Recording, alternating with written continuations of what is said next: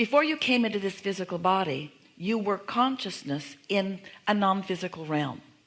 Consciousness that we would call pure positive energy, consciousness that we would call only love, consciousness that we would call love and appreciation and stability and certainty. That's just who you are as non-physical energy.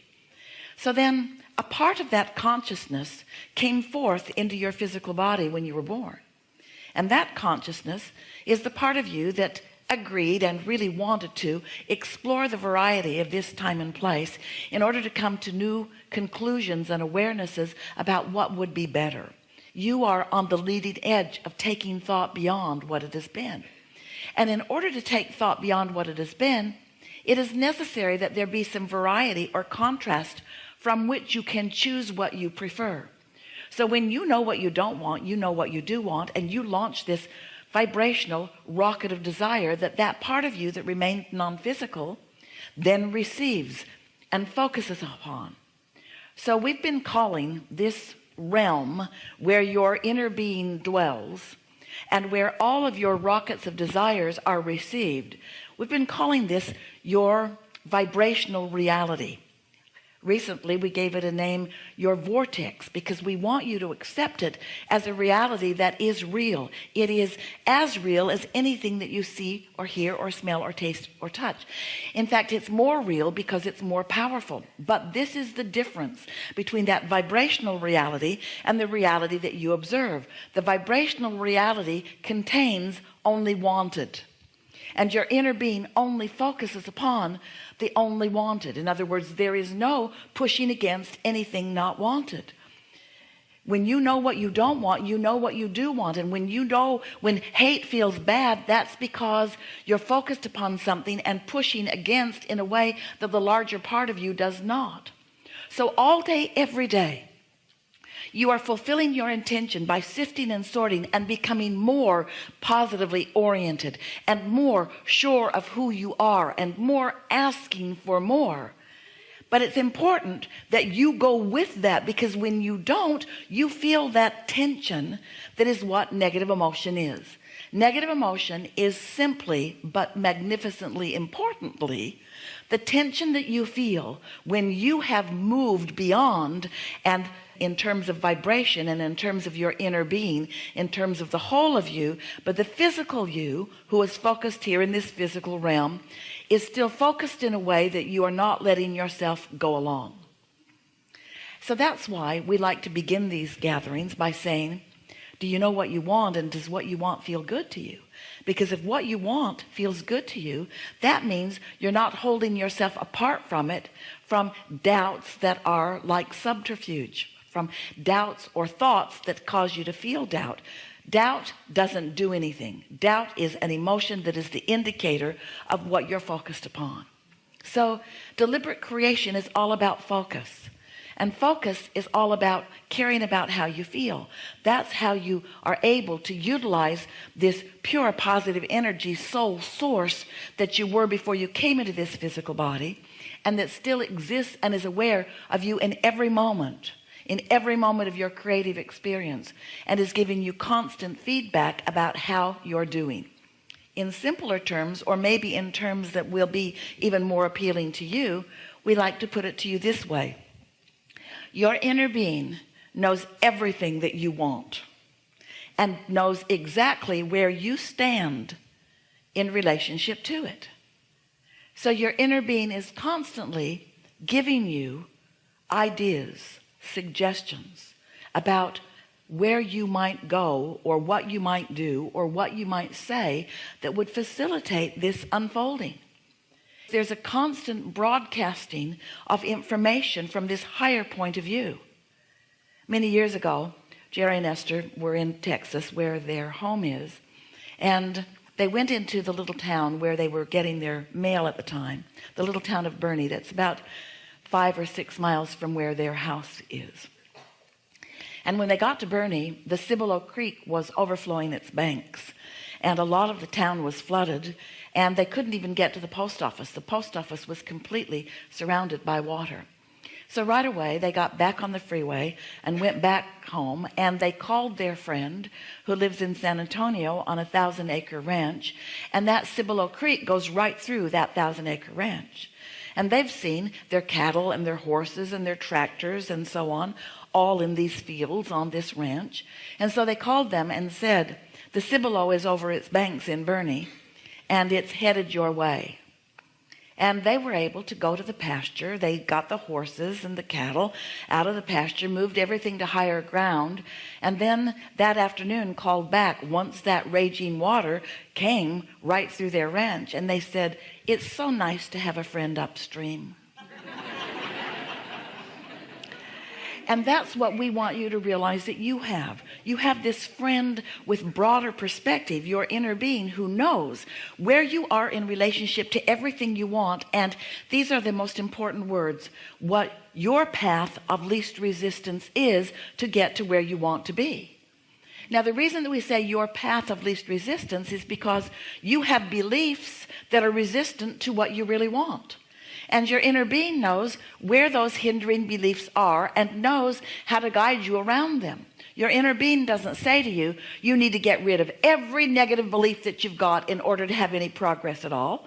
Your inner being says, we know where they are and we can guide you around them, and in time you can release them. In other words, if you can be guided around your negative beliefs so that positive things happen, then your belief is going to be that you can achieve this, or that you can become that you can be or do or have anything that you choose.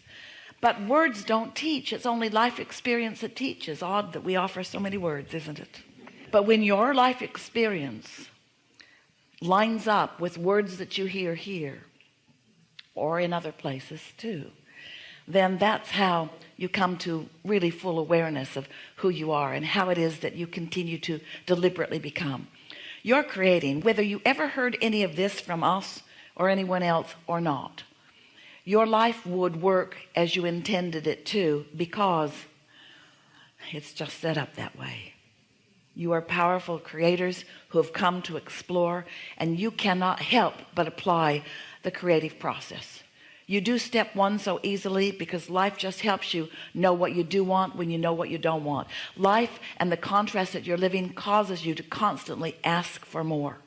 So nothing needs to be taught to you in order to teach you to ask, because you just do that naturally. You just deliberately or indeliberately, but always, always, always are asking.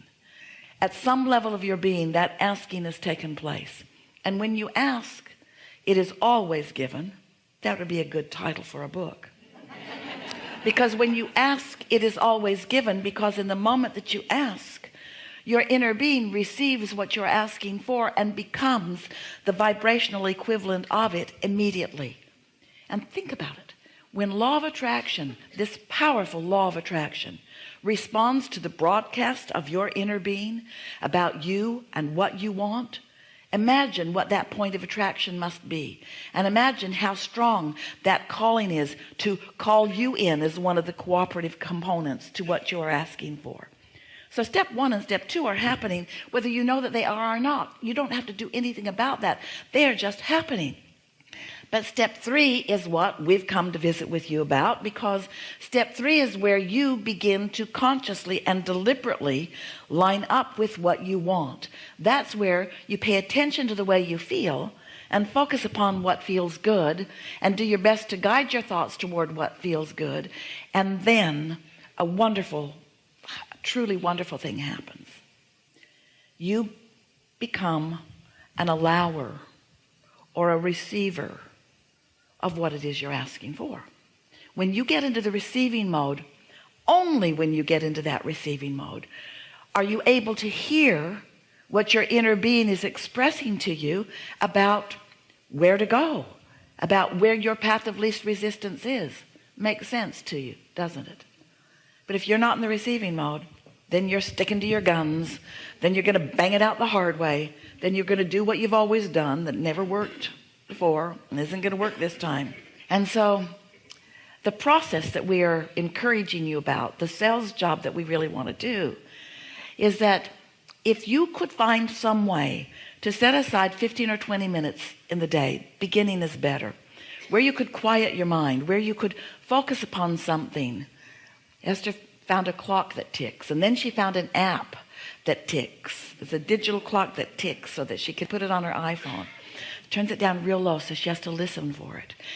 And if you focus upon something that requires a little bit of concentration, not much, but a little, that little bit of concentration toward the ticking clock or the flicker of a flame or whatever it is that you have isolated as the sound that you want to hear, as you focus upon it in this room, can you hear the air?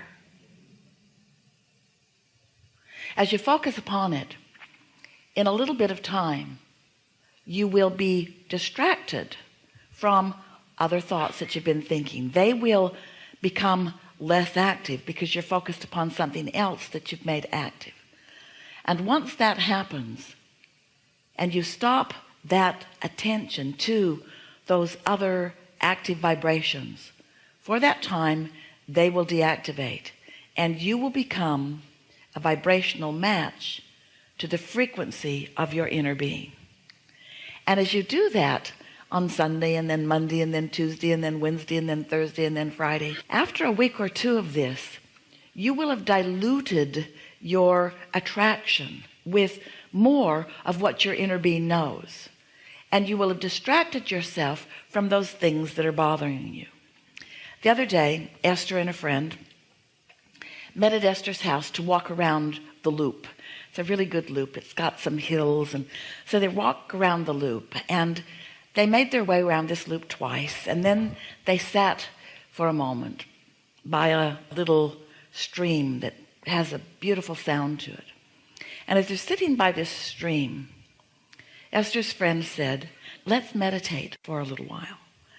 And it sounded like such a good idea, even though both of them had meditated before they'd even met that morning. And then they'd been walking, and they were flying really high. The conversation was high-minded and good feeling, and they'd laughed all their way around the loop 2 times. And now they sat to meditate, and they were going to focus upon the sound of the stream. And almost the moment that they focused upon it, a very loud airplane went over.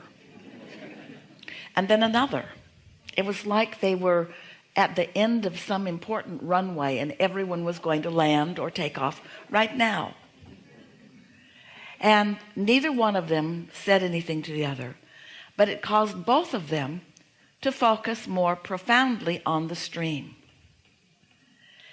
And the feeling of alignment with all of the active movement in their body, all of their endorphins, everything that was already happening, was a euphoric experience. In other words, to tune into that high frequency energy under those conditions, it was truly a delicious experience. And afterward, they decided to take another walk around the loop. And while they're walking around the loop, Esther said, you know what that was? That was just like life, where all kinds of chaos is going on around us, especially if you turn on the television. All kinds of chaos is going on around us, but still we are able to focus upon what feels good. We do have the ability to isolate. Esther had thought, oh, I need to go into a quiet room and wear comfortable clothing and focus upon my breathing. I need to withdraw from the world and go into a cave and put my head in the sand, and I need to shut the whole world out. And this experience reminded her, that's not what you need to do. That's not even what you in most cases would be able to do. The world is going to bang on around you. But you do have the ability to isolate your thoughts. You do have the ability to tune to who you are. You do have the ability to tune to this higher frequency. You do have the ability to thrive even when most are not. You have the ability to thrive. You have the ability to focus. You have the ability to tune in. And most of all, you have the ability to receive. You have the ability to receive from that broader perspective, who is with you all day, every day, who knows where you are and knows what you want and knows where you're going and knows, hear it, knows what your path of least resistance is. An inner being who never demands of you that you clean up your mess before we help. Oh no, you got resistance. Clean it up and then call back. It's not like that ever. It's the resistance just is. We can work around it. We can see through it. We can hear through it. We can experience through it, you see, because the contrast matters. Without contrast, there would not be a constant asking for more from you. And the constant asking for more from you is what causes this leading edge to continue to be. And so